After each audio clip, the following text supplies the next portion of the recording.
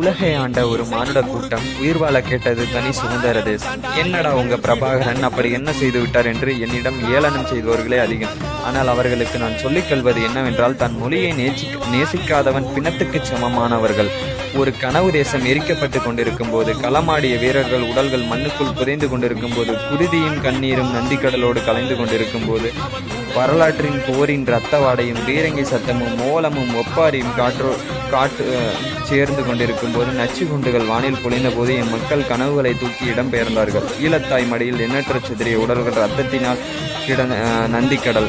17 வருடங்கள் கடந்தும் இன்னும் என் காதுகளில் கேட்கின்றது, ஐயோ எங்களை காப்பாற்றுங்க. போரின் வலி என்னவென்று அதை இறுதி வரை அனுபவித்த எங்களுக்கே தெரியும்.